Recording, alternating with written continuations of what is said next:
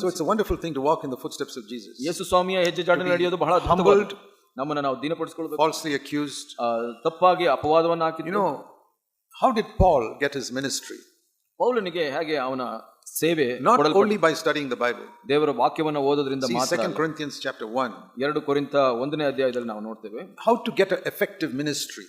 ಒಂದು ಒಳ್ಳೆಯ ಪ್ರಭಾವಶಾಲಿಯಾದ ಒಂದು ಸೇವೆ ಹೇಗೆ God's word powerfully. ದೇವರ ವಾಕ್ಯವನ್ನು ಬಲಯುತವಾಗಿ First of all, you must study the word of God thoroughly. ದೇವರ ವಾಕ್ಯವನ್ನ ಗಂಭೀರವಾಗಿ ಓದಿ. Regularly. I do it even now. ಸತತವಾಗಿ ಈವಾಗಲೂ ಕೂಡ ನಾನು ಹಾಗೆ ಮಾಡ್ತೀನಿ. Even today when I was reading the scripture, I got something new.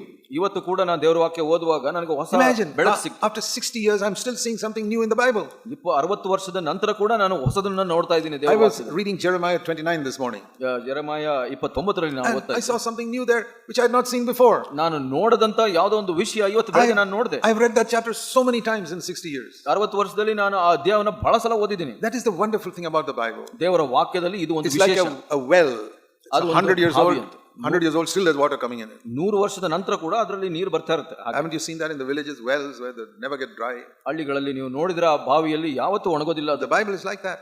ದೇವರ ವಾಕ್ಯ ಕೂಡ after 100 years you go and dip something, you get something new. 100 ವರ್ಷದ ನಂತರ ಕೂಡ ನೀವು ಅದರಲ್ಲಿ ಹುಡುಕಿದ್ರೆ ಸಿಗುತ್ತೆ. That's how a good well is, fresh water. ಅದರಲ್ಲಿ ಆ ಒಂದು ಬಾವಿಯಲ್ಲಿ ಹೊಸ ತಾಜಾ ನೀರು. That is the first way. First thing to have a powerful preaching ministry. ದೇವರ ಒಂದು ಸೇವೆಯನ್ನ ಪ್ರಸಂಗದ ಸೇವೆ ಇರಬೇಕು ಅಂದ್ರೆ ಅದು ಮೊದಲನೇ. The second is ಎರಡನೇದಾಗಿ to go through trial. ನೀವು ಕಷ್ಟಗಳನ್ನ and experience God's power. ದೇವರ ಶಕ್ತಿಯನ್ನು ನೀವು ಅನುಭವಿಸಿದ್ರೆ. and encouragement. ಆ ಒಂದು ಸಂತೈಸುವಿಕೆನ and that we can give to other people. ಅದನ್ನ ನೀವು ಇತರರಿಗೆ so that when they are in trouble they get the same encouragement. ಯಾಕೆಂದ್ರೆ ಇನ್ನು ಇತರರು ಆ ಒಂದು ಸಮಸ್ಯೆಯಲ್ಲಿ ಇದ್ದಾಗ ಅವರಿಗೆ ಸಂತೈಸುವಿಕೆ ಸಿಗುತ್ತೆ. That's what in 2 Corinthians 1 verse 4. 1:4 ಆ ವಚನವನ್ನ ನೋಡ್ತೀವಿ. God comforts us in our affliction. ನಮಗೆ ಸಂಭವಿಸುವ ಎಲ್ಲ ಸಂಕಟಗಳಲ್ಲಿ ನಮ್ಮನ್ನು ಸಂತೈಸುತ್ತಾನೆ. Why?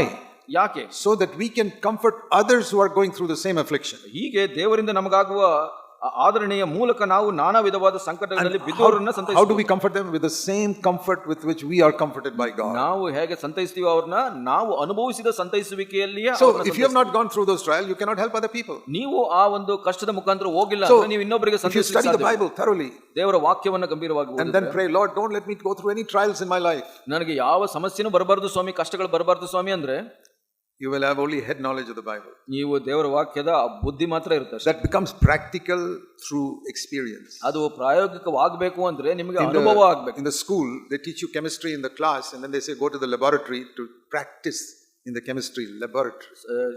ಶಾಲೆಯಲ್ಲಿ ಹಾಗೆ ಆ ಒಂದು ರಸಾಯನ ಶಾಸ್ತ್ರವನ್ನು ನಿಮ್ಮ ಪುಸ್ತಕದಲ್ಲಿ ಕಲಿಸಿಬಿಟ್ಟು ಆಮೇಲೆ ಪ್ರಯೋಗಶಾಲೆ ಕರ್ಕೊಂಡು ಹೋಗ್ತಾರೆ, ಅದನ್ನ ಅನುಭವ ಪಡೆಯಲಿ. You're studying engineering, you study in the class and then go to the factory to see how the actual machine works. Engineering ನಲ್ಲಿ ನೀವು ಆ ಒಂದು ಮೆಷಿನ್ ಹೇಗೆ ಕೆಲಸ ಮಾಡುತ್ತೆ ಅದನ್ನ ಬಗ್ಗೆ ಕಲ್ತ್ಕೊಂಡು ಮತ್ತೆ ಫ್ಯಾಕ್ಟರಿಗೆ ಕರ್ಕೊಂಡು ಹೋಗ್ತಾರೆ, ಕಾರ್ಖಾನೆಗೆ ಅದು ಹೇಗೆ ನಡೆಯುತ್ತೆ ಅಂತ ತೋರಿಸಿ. Sometimes this 22-year-old man who's got a bachelor's degree in engineering, 22 ವರ್ಷದಲ್ಲಿ ಅವನಿಗೆ ಒಂದು degree ಪಡ್ಕೊಂಡಿರ್ತಾನೆ, he goes to the factory, ಅವನು ಒಂದು ಕಾರ್ಖಾನೆಗೆ ಹೋಗ್ತಾನೆ, he doesn't know anything about how the machines work.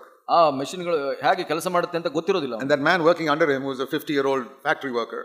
ಅವನ ಕೆಳಗಡೆ ಕೆಲಸ ಮಾಡುವವನು 50 ವರ್ಷ ವಯಸ್ಸಿನವನು ಕಾರ್ಖಾನೆ ಕೆಲಸಗಾರ. He has to say, sir, you don't know this, I'll teach you how to do this. ಅವನು ಹೇಳ್ತಾನೆ, ಸ್ವಾಮಿ ನಿಮಗೆ ಗೊತ್ತಿಲ್ಲ, ನಾನು ಕಲಿಸ್ಕೊಡ್ತೀನಿ ಹೇಗೆ. Because he's got experience. ಯಾಕೆಂದ್ರೆ ಅವನಿಗೆ ಅನುಭವ. So a preacher who's only got head knowledge cannot preach to others.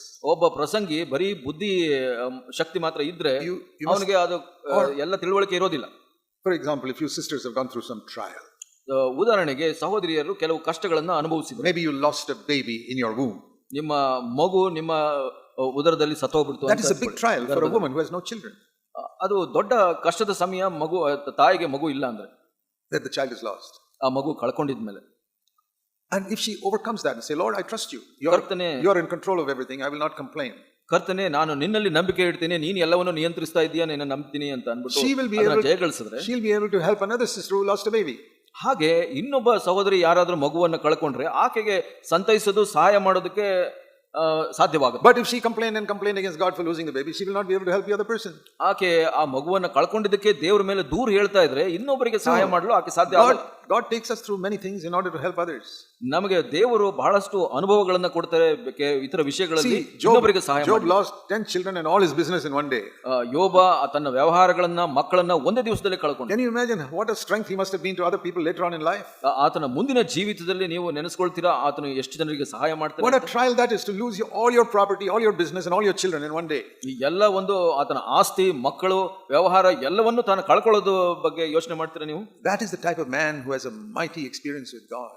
ಅಂತ ಒಬ್ಬ ವ್ಯಕ್ತಿ ದೇವರ ಜೊತೆ ಅದ್ಭುತ ಅನುಭವಗಳನ್ನ ಪಡ್ಕೊಳ್ತಾನೆ. God doesn't give such trials to everybody. ಆತರ ಕಷ್ಟಗಳನ್ನ ಎಲ್ಲರಿಗೂ ಕೊಡೋದಿಲ್ಲ ದೇವರು. God said Job is the most godly man on the earth. That's why I will give him the biggest trial. ಯೋಬನು ಬಹಳ ಈ ಭೂಮಿಯಲ್ಲಿ ಬಹಳ ಹೆಚ್ಚಿನ ದೇವಭಕ್ತನು, ಅದಕ್ಕಾಗಿ ಅವನಿಗೆ Because ಕಷ್ಟವನ್ನು I want to ಅನುಭವಿಸ್ತಾನೆ. use him mightily. ಯಾಕೆ ಅಂದ್ರೆ ಅವನು ಹೆಚ್ಚಾಗಿ ನಾನು ಉಪಯೋಗಿಸಬೇಕು. God won't forget about such people. ಅಂತ ಜನರನ್ನ ದೇವರು ಮರೆತು ಬಿಡೋದು.